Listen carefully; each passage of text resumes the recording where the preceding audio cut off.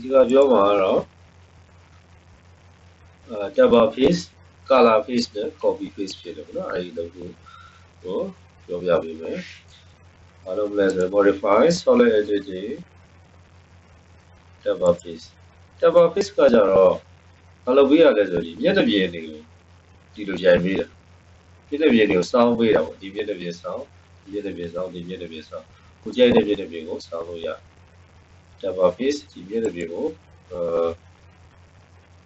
ကလစ်တာလွဲသွားတယ်ပေါ့နော်ဒီကြဒီမျက်နှာပြင် face တွေကိုကလစ်တဲ့အခါမှာဒီ face area ထဲမှာကလစ်မှာဒီလိုသိထားမယ်ပေါ့နော်အဲ့ဒါခောက်လိုက်တယ်the base point တောင်းတယ်ဒီကနေပြီးတော့မှဒီကိုပေါ့နော်အဲ့ဒီကနေပုံဘက်ကိုရိုက်ပေးမယ်တော့double angle တောင်းတယ်30ပေးလိုက်မယ်အဲ့ဒါဒီလိုမျိုးစောင်းပေး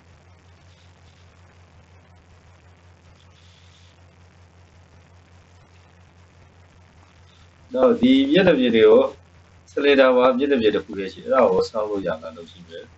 double လှည့်လိုက်တယ်အဲ့ဒါခောက်တယ် base point ဒီတော့စောင်းလိုက်တာက30အဲ့ဒါဟုတ်ပြီကိုယ်စောင်းတဲ့ခါကျမျက်နှာပြင်တစ်ခုလေးရှိတဲ့အတွက်စောင်းလိုက်တဲ့အခါမှာကိုးရသွားတယ်နော်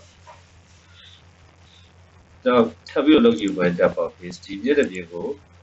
ဟုတ်ပြီလွဲသွားတယ်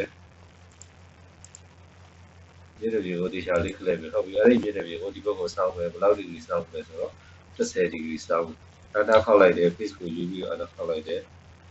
base point ကကြတော့ဒီမှာဒီမျက်နှာပြင်အတိုင်းပေါ့နော်ဒီမျက်နှာပြင်အတိုင်းထားလိုက်တယ် double angle ကို30ပေးလိုက်မယ်အဲ့ဒါဆိုလို့ချင်းသူကဒီဘက်ကို30စောင်းပေးမယ်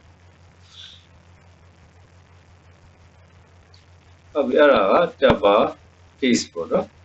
နောက်တစ်ခုကကျတော့ color face ကိုပြော color face ဆိုတော့ဒီက color ကိုယူလိုက်မယ် face ကို select ပတ်ခိုင်းတယ်ဒီ face ကို select ပတ်လိုက်မယ်အဲ့ဒါခောက်လိုက်တယ် color true color green blue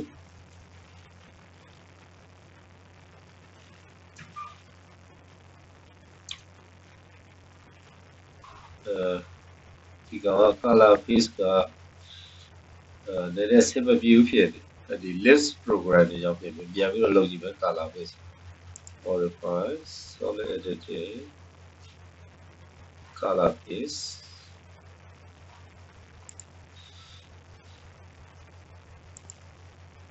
မဟုတ်ဘူးဒီလိုမျိုးဟုတ်ပြီအဲ့ဒါခေါက်လိုက်တယ်ဒီအခုမှဒီဟိုရောက်သွားတယ် color ကိုရောက်သွားတယ် magenta ပေးလိုက်တယ် okay အဲ့ဒါဆိုဒီပြည့်တယ်ပဲဟို magenta ချဲပေးတယ်ပြန်ပြီးတော့သွားမယ် color face ကဒီအပေါ်ပြည့်တယ်ပြည့်အဲ့ဒါခေါက်လိုက်တယ် color ဆက်ရောက်ပေးလိုက်တယ် okay ပေါ့နော်အဲ့ဒါ color face ကကိုပြည့်တဲ့တစ်ခုခုကိုအယောင်ချဲခြင်းတယ်ဆိုလို့ရှိရင် color face ကိုသုံးလို့ရတယ်နောက်တစ်ခု copy face ပေါ့နော် copy face ကကြတော့မျက်နှာပြင်တွေကို copy ကူးတာ copy ကူးတယ်ဆိုအဲ့မျက်နှာပြင်လေးကိုပဲ copy ကူးတာပေါ့နော် face လေးကိုပဲ copy ကူးတာအဲ့ဒါခေါက်လိုက်တယ် copy လို့ပဲ select မှတ်ပြီးတော့ base point ကိုင်တယ်ပြီးတော့ဒီသူ့ရဲ့ copy လုပ်ပဲ distance ပေးတယ်ပေါ့နော်အဲ့ဒါဆိုဒီမျက်နှာပြင်လေးကိုပဲ copy ကူးသွားတာအဲ့ဒါဆို copy face color face နဲ့ double face ကိုရမယ်